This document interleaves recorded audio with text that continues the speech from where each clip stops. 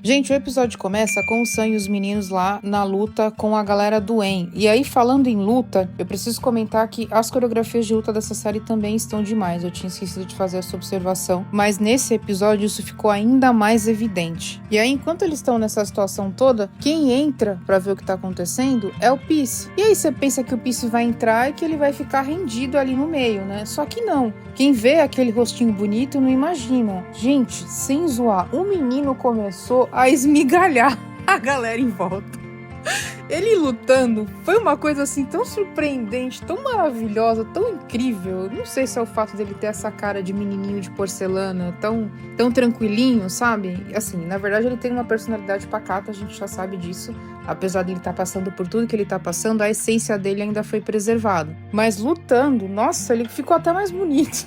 Já é lindíssimo, mas assim, ele lutando é um negócio impressionante, sem zoar. Se vocês não viram, vão ver. Essa cena de luta, esse take está simplesmente demais. Tem que parabenizar demais quem coreografou. E eu não faço ideia se os atores têm ou não algum tipo de formação nesse sentido ou se eles só treinaram para a série. Mas independentemente do que eles fizeram, meu Deus do céu. Mas falando do episódio, eles começam a lutar basicamente juntos. Eles e o Peace. E mesmo sendo um momento de luta, eles não deixaram de entregar o boys love. Tanto antes deles verem a May saindo, eles pararam pra se olhar, quanto quando depois ali num take onde eles correram ali pra cima, onde tinha os lençóis, eles foram pra se enfrentar achando que eles iam estar enfrentando algum inimigo e um viu o outro e eles pararam um tempo e ficaram se olhando e foi belíssimo. Conseguiram resgatar a May, nisso o En vem pra encher o saco, aí ele luta um pouco com o Sam, aí a polícia chega, todo mundo dispersa e o Peace fala pra ele, leva a May pro hospital, essa é a prioridade agora. E no hospital avisam pra ele que ela estava viciada e que ela ia precisar ir pra uma reabilitação, infelizmente. E ele passa bastante tempo no hospital, dorme com ela lá e tudo mais. E aí quando ela acorda, num dado momento, ele vai visitar ela com os meninos e ela tá arrasada, coitada. Imagina só tudo que ela teve que passar, além de ter sido viciada. Então ela tá completamente sem esperança. Tomara que isso mude ao longo da série. Voltando pro Sam, ele foi pro tal do almoço que o irmão dele agendou com alguma autoridade que ele ainda não sabia quem era. Chegando lá, era o Joe, o pai do Peace, e na mesa já estavam o Jun-Ho, que foi quem matou o Kong, e o Ji-Hoon, que tava lá no dia que o Kong morreu também. Nisso, o Sam, quando ele vê os dois, ele já fica alterado e ele vai pra cima do Jun-Ho. Nisso, o pai do Peace começa a falar, não, isso é coisa do passado, é coisa pequena e não sei o quê. E, gente, matar uma pessoa de coisa pequena. Enfim, esperar o que desse cara aí, mas beleza. Nisso, o Peace chega, pede desculpa pelo atraso e se senta. Quando ele se senta, ele olha pro lado, ele vê o Sam e o Sam vê ele, eles ficam num estado de choque, porque eles estão basicamente descobrindo o que o outro faz ou está para fazer. Pra piorar tudo, o pai do Peace percebe que eles se conhecem e começa a falar, não sei qual dos dois pares eu acalmo primeiro. Ele, mas mundo pequeno, né? Mas então, Peace, esse aí é o filho do Song Poon. E aí, o Peace entende que o Sam é filho do cara do qual ele ajudou a planejar a execução. Então ele começa a ficar atordoado e ele levanta correndo, falando que precisa ir ao banheiro. Aí ele sai e ele vai lá no banheiro respirar. Nisso o Sam vai atrás dele e confronta ele. Você sumiu, você não atendeu as minhas ligações, o que aconteceu? Eu fiquei preocupado, sabia? E aí ele foi e falou, não, tava muito corrido em casa. E aí o Sam falou pra ele, em casa você quer dizer na galeria ou na máfia coreana?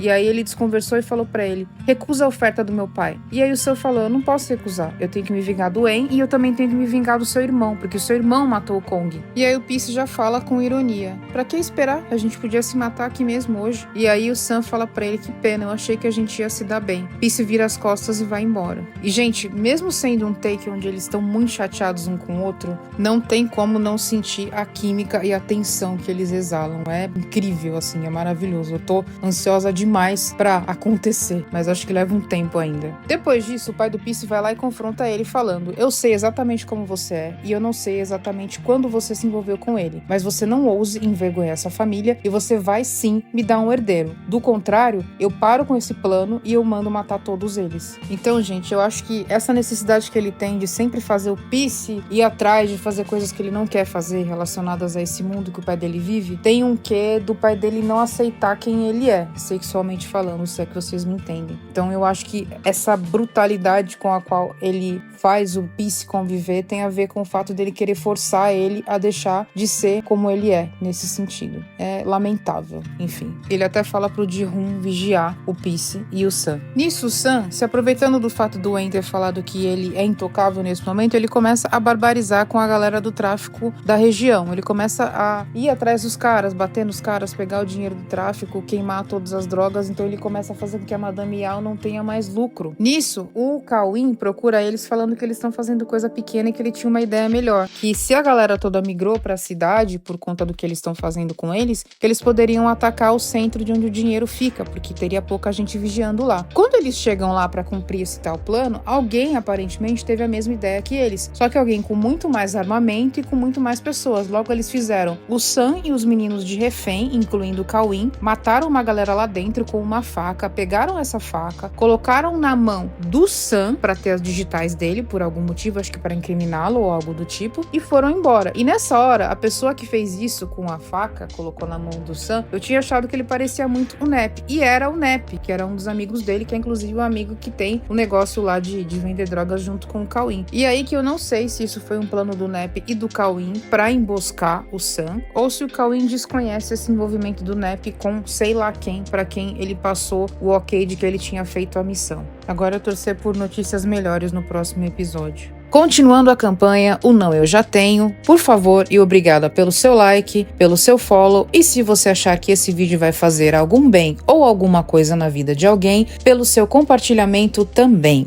Obrigada por assistir, voltem para mais vídeos, abraços!